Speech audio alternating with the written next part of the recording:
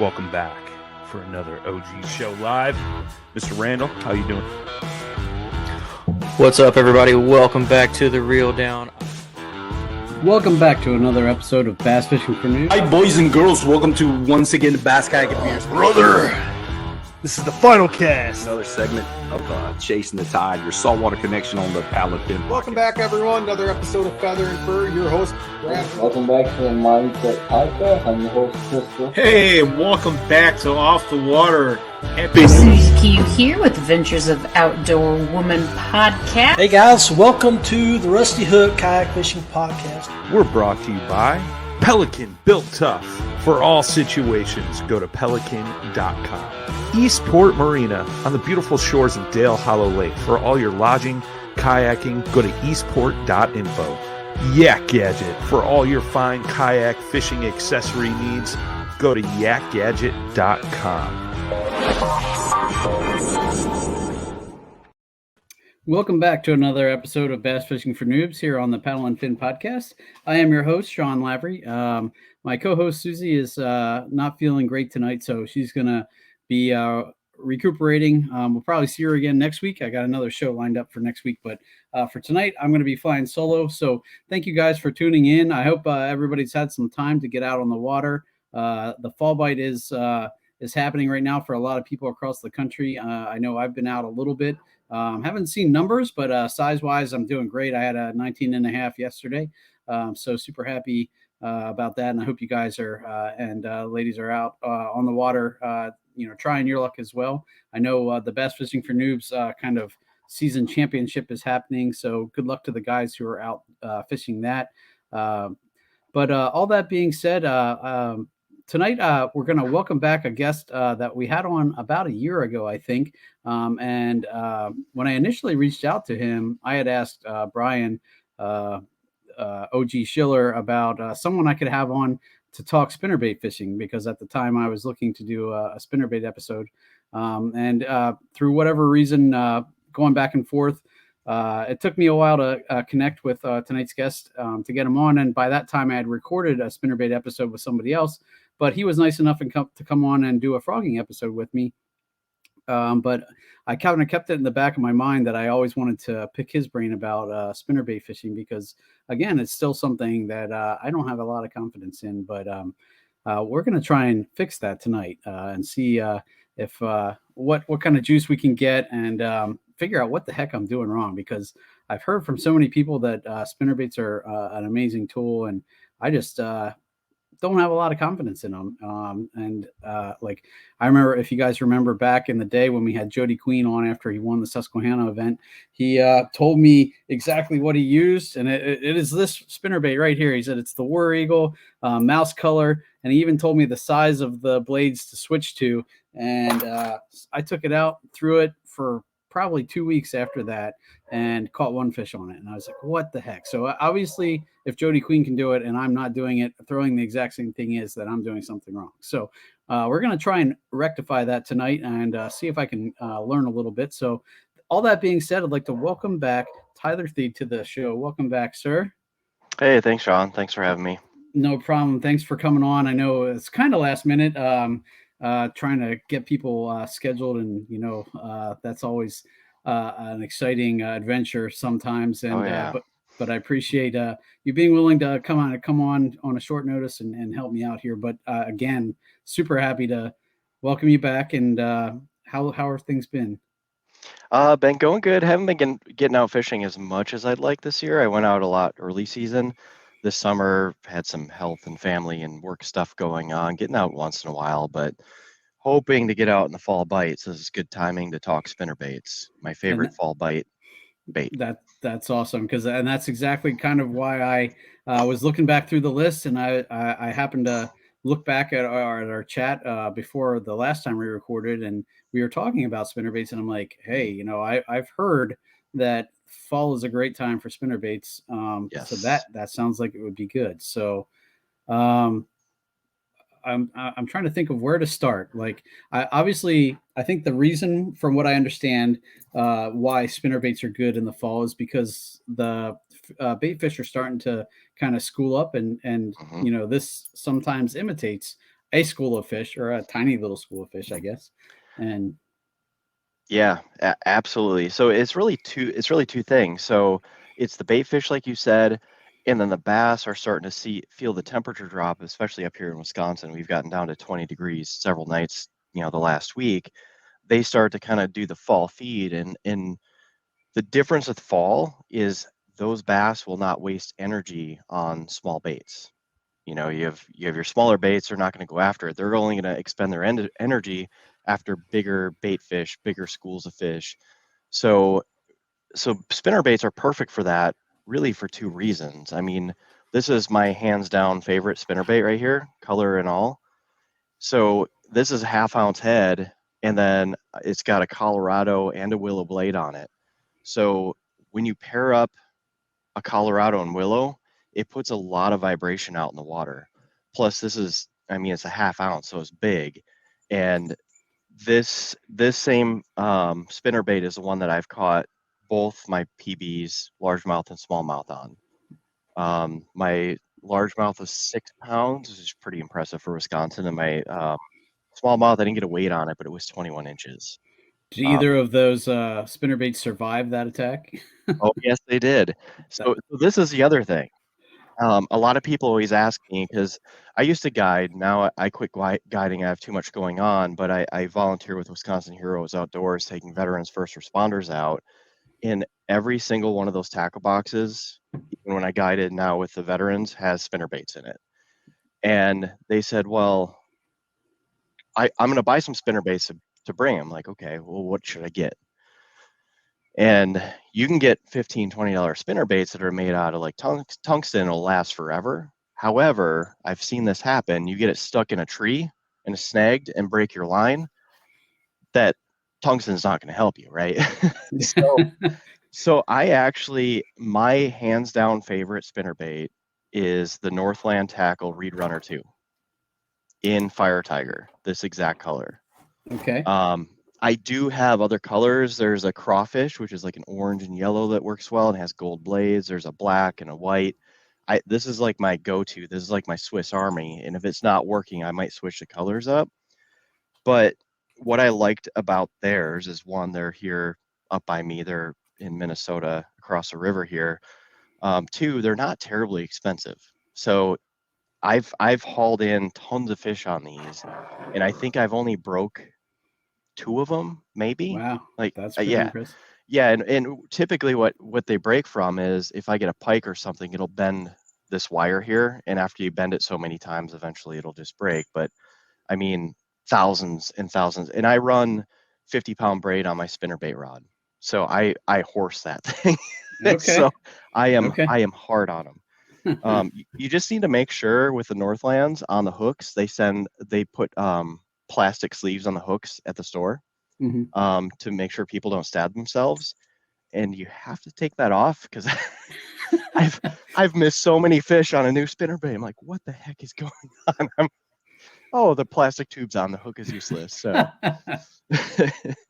I guess that would be good if you were like pre-fishing a tournament and didn't want to hook them and just wanted to find them. But in that, it's funny you mentioned that. When I was guiding for hire, I actually used to leave them on and use these as search baits for customers, those and frogs. I just reel frogs really fast to get, fish to bite. But I would actually do that as like a seek bait, and be like, cast over there and reel in, and off you go. So interesting. Yeah. Cool. So I guess we'll start. One good thing, or where to start, would be we'll talk about the difference in blades, because I know that's an important thing with spinnerbaits. And Yes. The one you held up actually is a good demonstration of that, because it has both. Well, I guess there's a couple different kinds. There's the Colorado and the willow blade, and then kind of like an Indiana, which is like a mix of the two, I guess. Yes. And I don't use an Indiana. I have 3 versions I use. So what I use for my clients when I used to guide, and for the veterans, because the problem with these big spinner baits, like my favorite one, I use a bait caster with 50-pound braid on it as my spinning rod, or my spinner bait rod. And the combination of willow down here and Colorado up here, it makes a heavy thump in the water. Like, you can feel it pull. And that's what I love about this blade set on a kayak. As long as it's not windy, there's enough pull on this that I can actually kind of steer my kayak with just reeling in the bait. Okay. The good thing is that makes a lot of vibration, a lot of noise, especially in the muddy waters up here in Wisconsin that have a ton of farm field runoff. It really helps because you've got sight and sound for the fish, plus the feeling of vibration. What I use for my clients when I used to guide, and this is what I have in our veterans tackle boxes for Wisconsin Heroes Outdoors. This is just a single Colorado blade. So the problem people have is if you do a willow Colorado combo on a spinning rod, it's a lot because the way that spinning rods wind, and they're not like a winch to pull, they wind around. So any heavy bait like that is tough. So a single Colorado, this is exactly what I use for clients and veterans because they're usually more comfortable with spinning gear. This still has the size and the presence. It's not as much vibration or flash in the water, but it doesn't, your arm doesn't fall asleep trying to reel that in. Now it's interesting because I always thought that the Colorado provided more thump than the Willow, and it by itself, it's less than the Willow Colorado combo, and it's actually less. This is what the other one I have is a double Willow. It's about equal, maybe a tad less than this double Willow. This is made by James Gang Fishing Company here in nearby in Eau Claire. This is kind of my bites tough. I need something the fish haven't seen before. And this you can actually use on spinning gear with even a double Willow because it's something about how the Colorado made it up with the Willow just makes a lot of vibration. But if you put the same blade together, if you had two Colorados, it would definitely be, more thump than two Willows. But, a single Colorado and a double Willow is pretty similar, at least, in my experience. gotcha. And I know I have this was a very similar one. Juan Verut, who used to guide on the Susquehanna, had told me about this one. This color in particular, it's black with a black blade. Now the blade on this one isn't black anymore because I kind of wore the paint off of it trying it, but he that was one he swore by, and I do like that single Colorado blade because I felt like I had more feeling with it, and more control a little bit about where I kind of could feel better where in the water column it was. So yeah, and that's really critical with folks because I've taken a lot of folks out guiding that they're just like you. Like I have no confidence in spinnerbaits. That's like my go-to by all means. I have one tied off all year round. We were on about frogs before. When the water hits 60, I have a frog on as well. But I always have a spinnerbait on, and I tell people try different blade combinations because for me, the Willow Colorado combo on the Reed Runner 2s, that provides the most thump. So I can feel it everywhere. And I can really, like you said, I can tell where it is in the water column. But then like the single Colorado, I hate it because I can hardly feel it. Whereas a lot of the people that I guide prefer it, especially on spinning gear, because it's not as rough. The main thing people need to remember is when you cast this out, your blades are going to flip all around, your skirt's going to flip all around. The first thing that I do after I cast this is I give it a yank, and then you'll immediately feel those blades down your line spinning. You always have to give it a yank to get those blades out of weeds, line, skirt, whatever, and feel that thump. No matter what blade you use, just to get that spinning motion. Otherwise, it's useless, right? It's just flopping in the water. Okay, and there's been times where I've felt like I'm like, what's going on? It doesn't feel like it, and that's why. Yep. So it's just like a rod pop exactly. Okay. Yeah, just a pop, like a half a hook set, just to get that blade spinning because that gets that flash going. Even in the inline spinners I use from James Gang Fishing Company, same thing. If I use a MEPS even, it's just a muscle memory. You give it a yank, a pop, and that gets that blade spinning because it gets tangled up in the skirt, line, other stuff when you cast it every time. Well, most times. Right. But No, and I I can echo that too. Even with inline spinners, there's definitely times where I almost thought the spinner it was defective because I'm like, this Right. just isn't spinning right. Mm-hmm. You can almost even feel just by the resistance on the as you're reeling, whether it's spinning or just being drugged through the water. Exactly. And it's different based on what you have as far as reel, line, rod. I have like a medium action rod that I made myself for my spinnerbait rod with a decent reel, and I use 50-pound braids, so I can pretty much feel everything. But if you're having a hard time feeling it, just switch out the blades or get a different one with a different blade combo. Because like Northland's Reed Runner 2 with the Willow Colorado combo, that's my favorite. Like I said, you can get a smaller version that's not quite half an ounce. I can't remember what they go down to, but I try to give folks when I'm guiding ones that they can feel. And it varies based on what they're using for tackle, but that way when you give it the yank, you can feel that resistance, and eventually you'll kind of get that muscle memory saying, oh, something's not right here, which helps with your hook set percentage too, right? Because if something's not right here, I can tell if it's a pike or a bass hitting my spinnerbait. I can tell if they're grabbing the skirt or if they're hitting the blades or if they're hitting the hook, just because I've used it so much. It's just, I don't know, it's like an extension of my body. Right. So No, and I kind of have that feeling with crankbaits. Like I can tell when what I'm feeling is grass that I'm snagging on versus a bite. And at Right. first I couldn't. I hook set on everything, and Yep. now I know at least what grass feels like, and I know, oh, okay, I can just kind of pop that through and kind of go from there. Well, and it's funny you mentioned that because I was really bad with crankbaits like 5 years ago. I couldn't. I had no confidence. I had problems. I actually watched podcast Fishing with Phil. He got me onto him, and now I'm not as good with them as I am spinnerbaits. But I was the same way when I started. I was fishing, on the Mississippi backwaters here in my local reservoir, and I was hook setting everything. Well, now if a spinnerbait doesn't work, then I go to a crankbait. Depending on my water depth, I'll do different, size lips and stuff. So spinnerbait's my go-to, crankbait's my second. So I would think for people confident with crankbaits, they could kind of go that pattern just to build their confidence level. Hey, crankbait's not working. Let me try a spinnerbait. So yeah, no, and that's where I'm hoping to get, but we'll see. Because I feel like whereas a crankbait, it's going to run at the depth that it's made to run, based on, like you said, bill size and stuff. And that's where a spinnerbait is a little more versatile bait, because yes, you can kind of choose what part of the water column you want to run it in, right? Exactly. And what I found too is if like the double willow that I have, it runs shallower than the willow Colorado.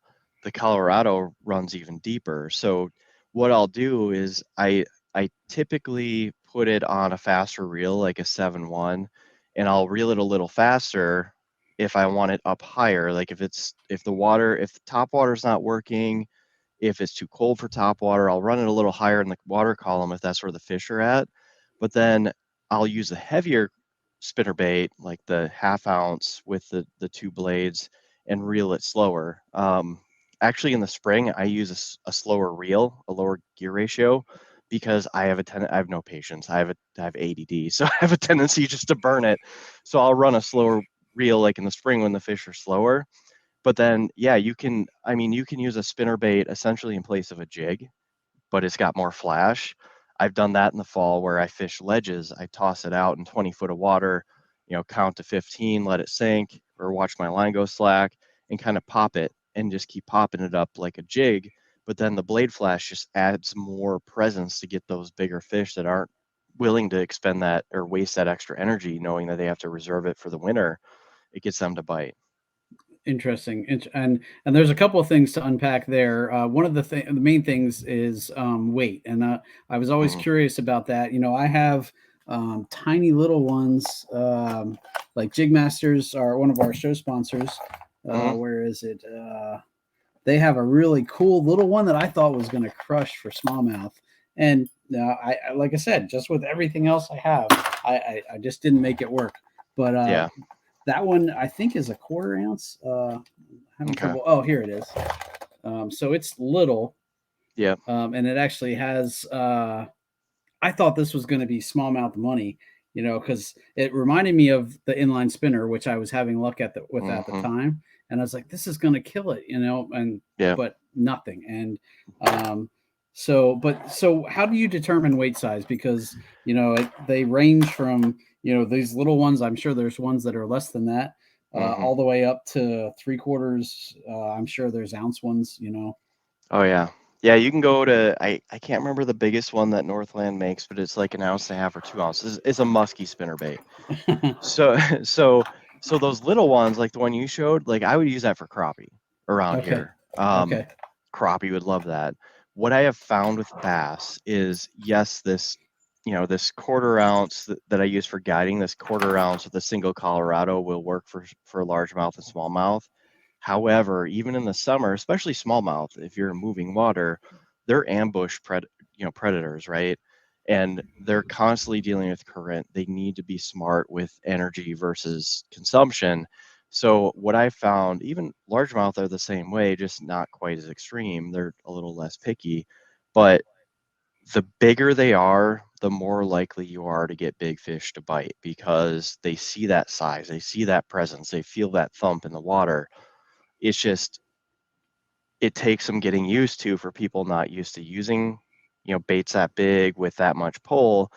I mean, you use crankbait, so it probably wouldn't be that big of a transition, but 1/2 ounce willow Colorado combo, hands down, I've caught my PB largemouth and smallmouth on those, on that size. In the river, I was actually using a black skirt at the time. I was just kind of switching it up just for some contrast in the water, but bigger is better until you get past a 1/2 ounce. Like I had 1 ounce, one of the Northland ones that's a musky spinnerbait. I threw it and my arm would just ache, and it was pulling my kayak too much. And it's like, I've caught 40+ inch pike on this 1/2 ounce double one too. I love pike fishing. I'm a weird bass fisherman that also likes to catch pike, especially in the kayak. But like that, the sweet spot for me, if you can get used to it, it's a little much for spinning gear, but 1/2 ounce, 2 blade, mixing the two has been hands down my best producer. Okay. And usually on those mixed ones, the Colorado blade is on the bottom and the willow blade's on the top. Would that ever make a difference to? I'm assuming you want the bigger blade on the top. That's how mine are set up, and that's the other thing is people are like, oh, I have a spinnerbait. What should I swap the blades out to? What should I put on for a trailer? What should I do for this, that, and the other thing? This is stock. Like I've never ever swapped a blade on a spinnerbait. Anytime I put a trailer, like a twisty tail on the hook, I've had nothing but problems. The only time I have modified, I think people tend to overthink it, but this configuration has worked well for me. Maybe it'd be better if I tweaked it, but if it ain't broke, don't fix it. The only time I've modified this spinnerbait is if the fish are short hitting and grabbing the skirt because they're kind of lethargic in the summer heat. I'll put a trailer hook on it, but I hate even doing that because then it stays more weeds and stuff. So that is the only modification I've done to a spinnerbait. I know some people are like, oh, you have to put a trailer on or otherwise it won't work. You have to switch the blades. I've done neither of those, and it's my best bait, hands down. Okay. That was a lot of things too there that I was going to ask you about, trailers and trailer hooks.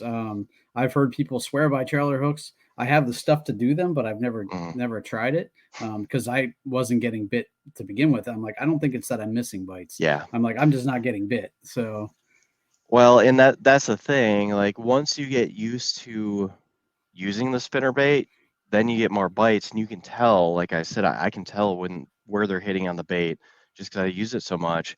That's when I use a trailer hook. It's kind of a last ditch effort if I'm just missing fish, assuming I took the plastic thing off, of course. But the main thing with getting bit on spinnerbaits is a lot of people just throw them out and reel them in. right? I mean, you can get away with that with crankbaits because they have their own action. When you reel this, you have to give it the jerk to get these blades spinning, because they're going to be tangled up in weeds, a skirt, line, whatever. The other thing you have to do, and it's like muscle memory for me, is as you're reeling, you want to do a flip of the reel handle or just a tweak of the rod tip, depending on your preference.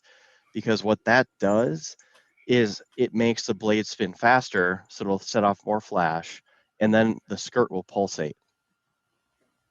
Because if you reel it in steady, the skirt just stays back like this, just imagine water drooping down from a faucet on it, it just folds back. But if you yank it through the water, it'll look more like bait fish. Because if you look at bait fish in the water, they don't just swim steady. They kind of have this pulsing, sprinting action to them.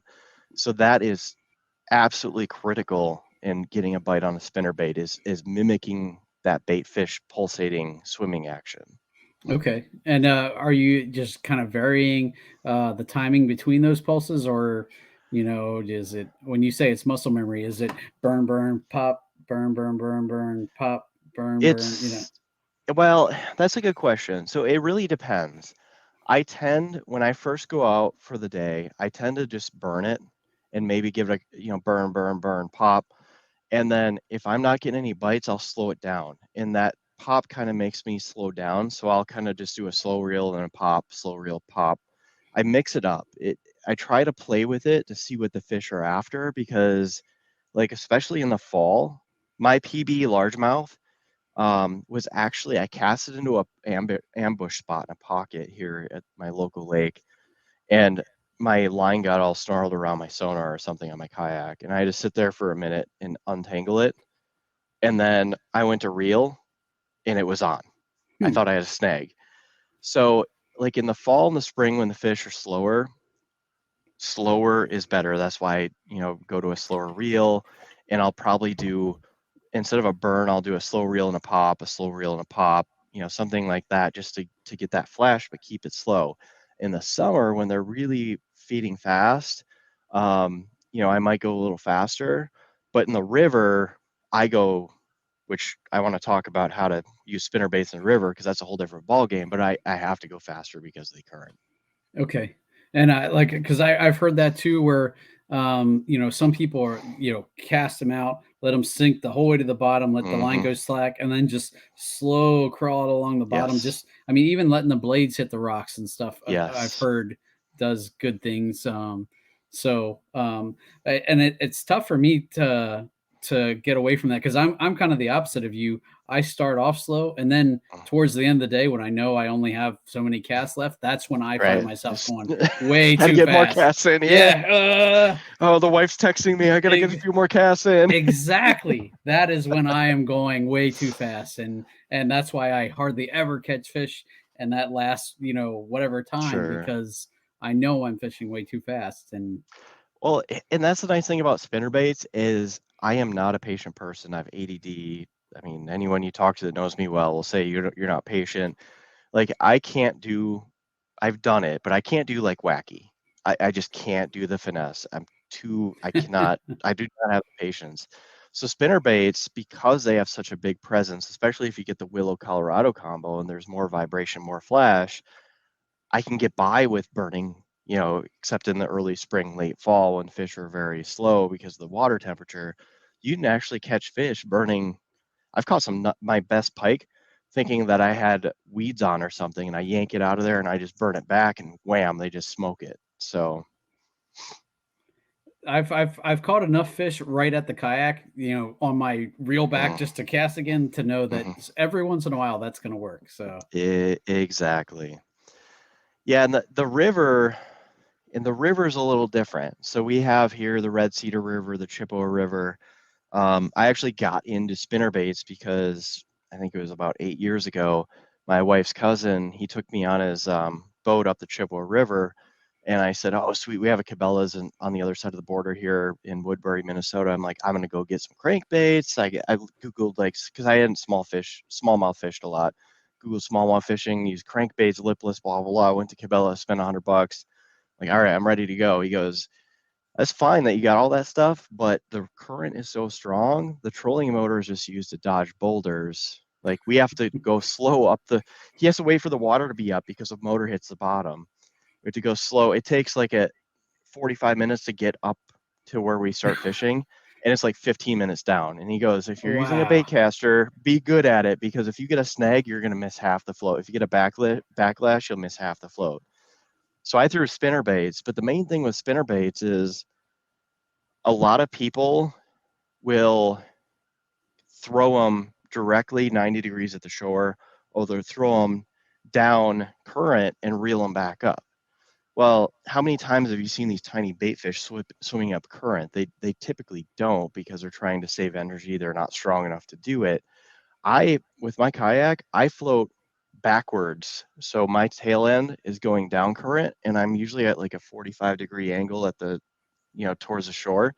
Mm-hmm. I cast up into, and I look for pockets. And that's a good thing about spinner baits versus crankbaits, is you can cast them into pockets, or even up on the bank or on the rocks, and just kind of drag it into the water like it's a natural creature flopping into the water, then reel it back down current towards me, because that's more of a natural, bait fish pattern. And that has been just obscenely successful for me versus just the straight 90-degree or down current cast. Okay. That was going to be definitely one of my questions too, because the times where I've thrown it is usually when I'm heading back upstream. And so I'll have to try it next time on the float down instead of going back to the launch, because usually I'll fish what I know going down, and then on the way back up, I'll be like, oh, well, if that's not working, let me try this. And so that might be part of definitely what that might get me a few more bites. So. Well, and other than that, the main thing that I've seen is just people just randomly cast spinnerbaits. Spinnerbaits don't snag up as much as crankbaits. Obviously, you have 5 less hooks, but you got to cast them in ambush spots. Like you mentioned the bubbles before to me about your buddy. The little eddies, especially if you're in moving water, or if you see a couple of rocks in a V, you cast even if I actually used to practice in my front yard when I started using spinnerbaits, I'd cast into like a coffee can. Like I want to be able to pitch and flip right into a coffee can. But I can hit pretty regularly a target, about a foot diameter with my spinnerbait and my spinnerbait rod, because I know them so well. But I've had so many fish on the river where you're like, oh, that is a money spot right there. I see a little eddy. There's probably a fish hanging out, getting a break, waiting for some bait fish to float by. You cast it in that spot, even on a lake, and as soon as it hits the water, just bam, they grab it, especially if you're shallow. Interesting. I never thought of it as like I don't want to say as like a flipping bait, but where you're actually like, I would always think, oh, with a spinner bait, I'm going to have to cast up past that and have it run by it. Nope, not it. It's like a jig. It's a jig with blades, right? I mean, you'll pitch and flip a jig. Why not do it with a spinner bait? It's just shinier, right? I mean, I still cast past in some situations, especially in a lake, but 95% of the time when I'm casting a spinner bait, and that's what I notice people have a hard time with, they assume you cast past. No, cast in the spot between the fluttering of the skirt, the colors, and the blades and the noise. Most of my big fish have been on that hit as soon as it hits the water. Interesting. That is definitely something that I've been doing wrong then, because I always assumed that I should be running it by that spot instead of dropping it into the spot. So that's interesting. I'm looking forward to giving that a try, because I've gotten pretty good at doing that with jigs and stuff. And so I will definitely have to give that a try. And I would think that would help. Maybe a little more weight, maybe the 1/2 ounce instead of like 3/8 or something, because it's gonna hit that spot and not blow through it quick. Exactly. It'll sink down a little bit before, especially if you're in shallow or if you're in cover, you got to start reeling right away so you don't get snagged up. But it'll sink down just enough. I mean, I've gotten to the point where I got so used to casting this particular spinnerbait that I can actually flip it into a spot and make it so it doesn't even make a splash. It's just a little plop. which is weird because I found sometimes a splash gets the fish excited and they go grab it, like sometimes in the fall when they're trying to feed up, or sometimes if it's quieter, I kind of mix even the cast technique up, because if it's quieter, I've had it when it's louder they grab it, or sometimes it's louder they spook. If they spook, then I try to be quieter about it and kind of finesse drop it in. But either way, I tell people worry more about placement of the cast than how it's landing in the water. Placement of the cast and your retrieval. You got to do some kind of flip to get that skirt and those blades to pulsate like bait fish would. Gotcha. Okay. And let's talk a little bit about setup here. I know you said you're running like a medium bait caster with depending on the season, your reel speed is different, but 50-pound braid, like straight braid or like braid to leader, or okay. No, straight braid. So the rod I have is a 6.5 foot medium, which there's no standards and what that means, but I played around with some rods over the years. I build my own rods now when I have time, and I kind of found one that I really like where it's got a stiff backbone, but the tip has enough sensitivity where I can feel all those that blade rotation. And then as far as the line goes, I run straight braid on everything I use because I'm in muddy water. Okay. I have leader material. I don't know that I've used it for anything other than ice fishing for my tip up leaders, but I don't use anything other than braid, except I do have a finesse spinning rod that I'll use if I decide to throw wacky or something that's fluoro mono. But yeah, straight braid, because we have up here, it's muddy water and you've got pike and gar and stuff like that. So I'll throw it out there, and I don't even use a steel leader when I'm in pike waters, because as long as you're keeping that spinnerbait moving and you're not going too slow, the pike will never break your line. They'll end up hitting the side of it like pike do, but they'll end up hitting the hook. Other than when I let it set too long, I've never lost a spinnerbait to a pike and I don't use steel leaders. Okay. So that definitely, the straight braid, while that might work where you have muddy water, I'm curious how that translates to places with clear water. Now, like the lakes that I fish, I got like a foot of visibility. It's not clear at all. And there's definitely times where the river, the Susquehanna by me, is not clear, but like right now it is really clear. Like I can see 5 feet. Oh wow.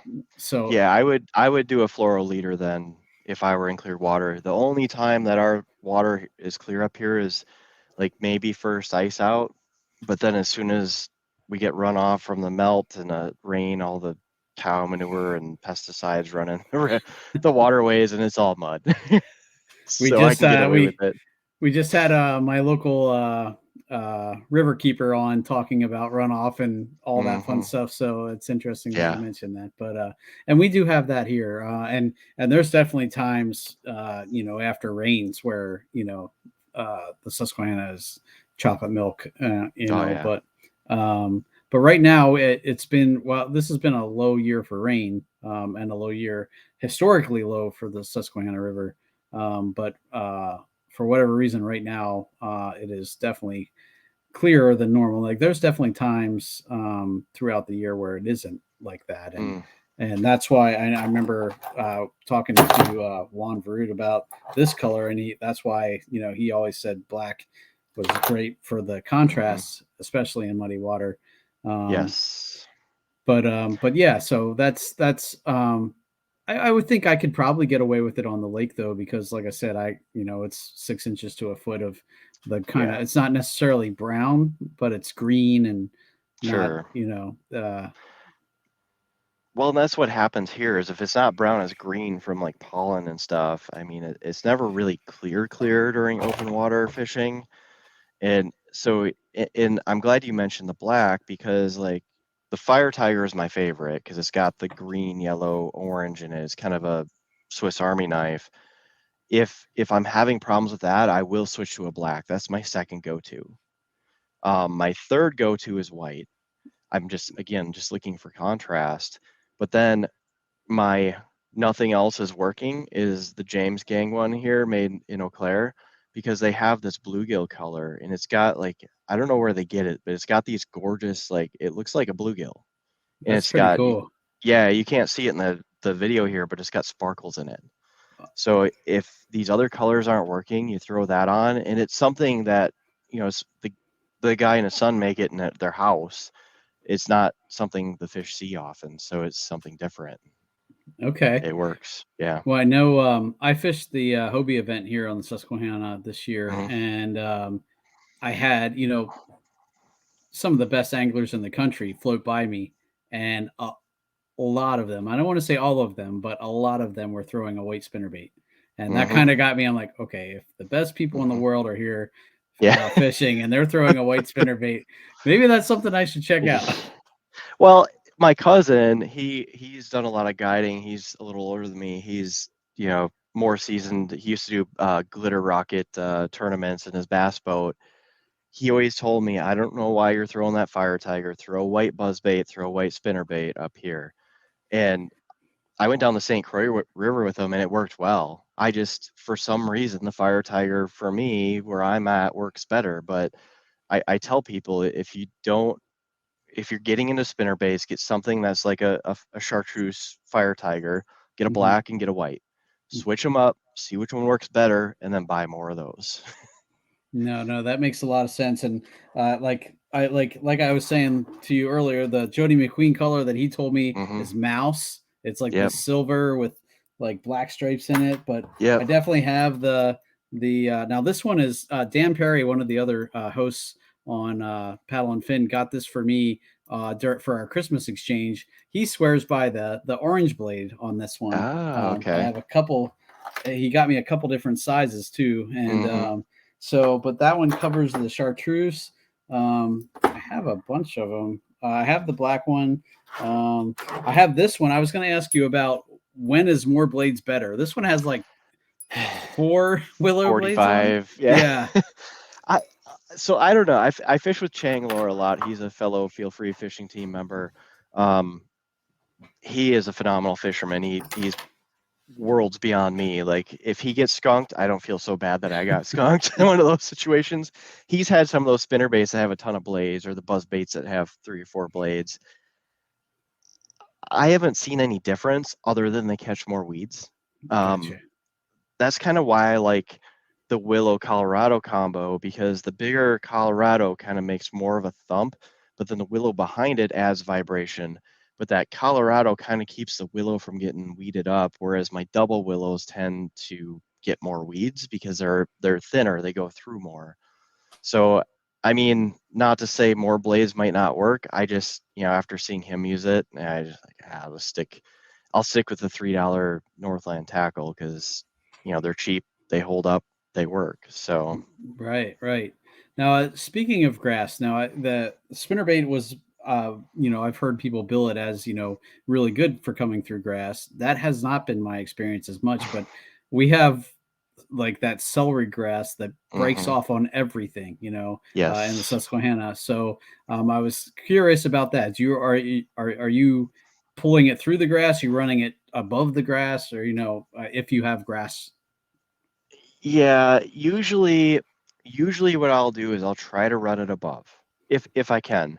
If the fish aren't biting, I will run it through, but it is more painful, because what you end up having to do once you get used to the feel of the spinnerbait, like I mentioned before, is you can run it through grass, but you're gonna have to do a lot more. Instead of the handle flips, you're gonna have to do tip jerks, because it's just like a crankbait, right? You're running crankbait through grass, and some people, when I started crankbaits, I'm like, it's terrible for grass. They're like, no, just run it through, but you're gonna have to keep rip it Mm-hmm. through. So you have to rip it through with the spinner baits. If it's still painful, I'll actually switch to inline spinner. James Gang, that has the spinner bait I showed you, they have an inline spinner called the Lover Tail 2. If I'm in too thick a grass for a traditional spinner bait, I'll run their inline spinner, because it has a huge Colorado blade on it and an amazing trailer on it. That's the only time I use a trailer on a spinnerbait and a skirt. with crazy action, and you could just rip that right through the grass with ease. So it's kind of a delicate balance, because it's just ripping it like you do a crankbait, but there's times where it's too bad and I'm like, I can't do this anymore. Yeah, you can only clear off your hook so many times. Exactly. But that was one of the things that threw me when I first started throwing the lipless too. And I went, I talked to a guy at our local tackle store, and I went back to him and I was like, I'm struggling with this. I'm getting snagged in the grass left and right. He's like, "Oh, are you ripping it through?" I was like, "What do you mean ripping it through?" He's like, "Oh, as soon as you feel it snag up, just really yank it hard, and just keep pop pop." He's like, your arm's gonna be tired, but he's like, it'll clean itself off, and you won't be pulling back a chunk of weeds every time. And exactly. You just have to be careful, because I've had this happen. Let me pull mine up here. After you do that so many times, you'll tend to get buildup on the swivel here and where it pivots here. So every 2 casts, or once you get used to it and you kind of feel, this is, if you feel the thump slow down, I'll go and there'll be some kind of hair sized weed in there. You just pull that out, cast it out, and off you go. Yeah, no, and I've just been dealing with that. I've been throwing the whopper plopper a little bit more now, just for topwater in the fall, and but the grass, a lot of the grass is dying and then starting to float down river, so it's on the top, and so it'll be plop plop plop. Nope, I'm just dragging it. I gotta figure out that. Exactly. So same thing, but yeah, definitely. But like you said, once you get that feel for it, and you'll know as soon as it stops. And that was going to be one of my other questions is, as far as detecting bites, is it one like almost like a jackhammer, where if you stop feeling the vibration, it's either something's on the blade or a fish has it? Yeah, so spinnerbait's a little different. It's not as pronounced of a vibration as like a chatterbait. If you feel no change in the reel other than the vibration stops, you have a snag or weeds. With a spinnerbait, because there's such a big profile and they mimic bait fish, typically a bass will hit it from behind and they'll tug. They'll grab it and try to go the other way. So it's a very pronounced bite, and your rod tip will just go down. A pike, what they'll do is they'll hit it from the side. It's a more aggressive hit, but they'll hit it from the side to try to knock it out and then hit it from the back. So when I feel it's just crazy how I can do this, because I've used it so much, but when I feel the bait kind of move, I'll hesitate a second because I know it's a pike going to grab it. But it's a very and that's why I use it for guiding. You can't, it's not like a frog where you have to, be very patient and count to 3 and blah, blah, blah. Spinnerbait, they hit it. It's very similar to a crankbait, honestly. Okay. Having gotten used to those, it's very pronounced hit. Interesting. Okay. Yeah. And then with the crankbait, I've gotten used to when I feel that weight, unless it's the kind of the grass tug, but I still do hook set on a lot of rocks. With Crankbait, yeah. But, you gotta, especially on a slow day. You're like, I told the wife I missed a huge one. So, okay. So I'm trying to think what else didn't we cover? We talked a little bit about colors. We talked about blades, weight, line choice. You mentioned some like the smaller ones, the single bladed Colorado you will throw on spinning, or you'll have your clients would throw on spinning. Yeah, so that's what I recommend. It's Northland Tackle makes the ones that I use just because they're inexpensive. You can get them at Fleet Farm or wherever Bass Pro Cabela's for pretty cheap. I think they're like $3 maybe. I can't remember. Well, these days they're probably 100, but with the supply chain stuff. But they're relatively inexpensive. But this is the Reed Runner, whereas the Reed Runner 2 has the dual blades. This one, if you're on spinning gear, even if you have like 20 pound braid, your forearm is going to get a workout just because of the physics of how the spinning gear winds. Whereas if you're wanting to get into spinning baits and you're not into bait casting, this is the way to go. Or a single willow, single blade of anything will be good. I like the Colorado because it does get off, like you had mentioned, more thump than a willow. But these are just called the Reed Runners, whereas the Reed Runner 2s have 2 blades, but I tell people get like a fire tiger chartreuse color, get a black, get a white, switch them up, use the tips I said. It's all about casting placement and then tweaking the handle to get that pulsating in the blade and the skirt. See what works for you. And I've actually converted quite a few folks to spinnerbait that way, especially in muddy waters up here. Yeah, no, that for sure. I would think that would be a excellent application for it, because it's all about flash and vibration, and in muddy water, that's pretty much going to be the ticket, I would think. Yep. Awesome. Exactly, because and it's a good compromise up here, because I know some people have those umbrella rigs and stuff like that, and it's just those with spinning gear are just a bear. They're expensive. There's legality issues, especially up here, because you can only have like 3 hooks. I can't remember what it is. Yeah. So these are like a good compromise that you can still toss on spinning gear. They only cost you a few bucks. If you want to buy a $20 tungsten one, by all means, more power to you. But the cheaper ones do the trick for me. Yeah, and I guess if you were going to go tungsten, the only thing would be that the weight is smaller. But if you're looking for a bigger, like you said, a bigger profile, then you don't necessarily want smaller, I would think. Well, what's interesting, I haven't researched them in a while, but what's interesting is I think the tungstens just have a tungsten wire, but they still have lead up here for the weight, or they might have, I can't remember, but it still had a decent profile. The main thing was a wire. Instead of being steel, it was more, it was supposed to hold up longer, but the guy I was out with got it snagged in a tree in a river, couldn't get back to it. And 50-pound braid snapping sounds like a gunshot. So oh yeah. And even if you I'd be worried about it coming back at you too. Well, exactly. That's why I stick with these. I mean, there's some other brands I do use, I do like, but my go-to, especially guiding, I don't want, people that don't know what they're doing holding a spinning reel upside down, throwing a $15 spinnerbait. Like, here's the $3 one, and it works really well. No, I could definitely understand. But heck, I mean, for $3, there's not many baits out there anymore that you can get for $3 and it be something that's your go-to. Exactly. Yeah, and I haven't looked at what the price is lately, because I have like 100 of them that I stocked up on years ago. But yeah, they're not terribly expensive. I've actually used the Walmart ones too. At one time they used to be like $1. Okay. The only problem, those worked well. Those did actually work well. The only problem I had is the skirts and the rubber bands that hold the skirts on are really low quality. I mean, it's $1 spinnerbait. And they would eventually just get dry rotted, and then the skirts would just fall off, and then I'd have to replace the skirt. But at that point, I may as well spend $2 more for one that I don't have to do that on. So right. That's another good question. That you do you do any skirt modification? Like, I know, like this one has like the part of the skirt that's longer. Like, do you trim up part of the skirt, or you fish them stock? You pretty much, you said, right? I fish them stock. However, I mean, my longest one is the James Gang one.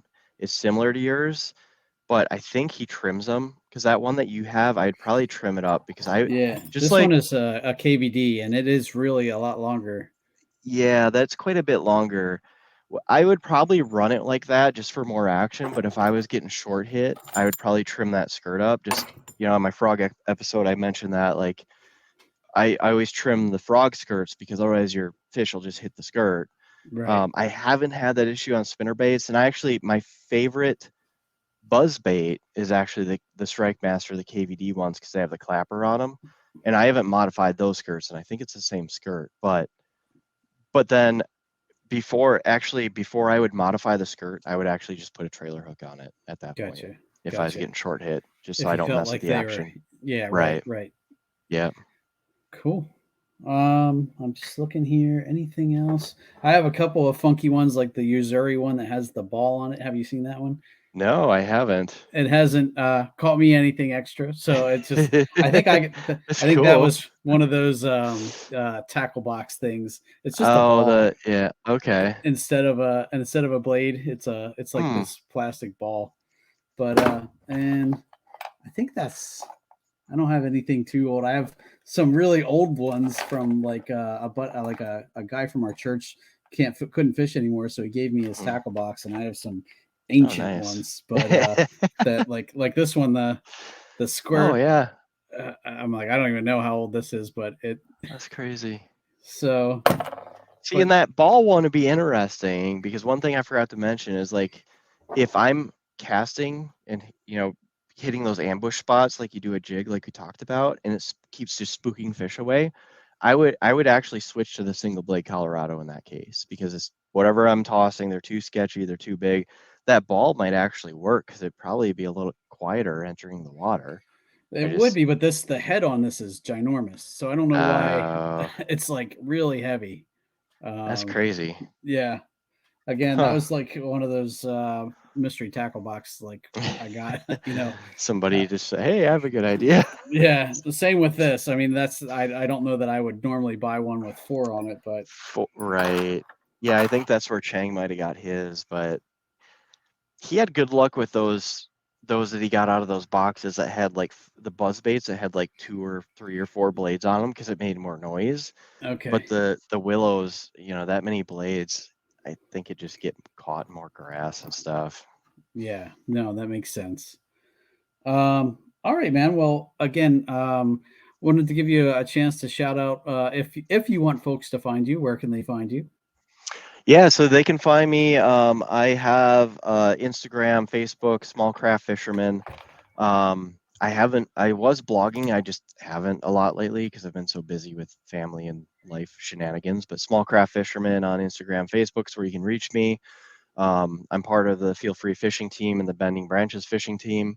So you can kind of see me in those groups, or I'm a moderator for the Feel Free owners page. So yeah, if you have any questions, it's info@smallcraftfisherman.com.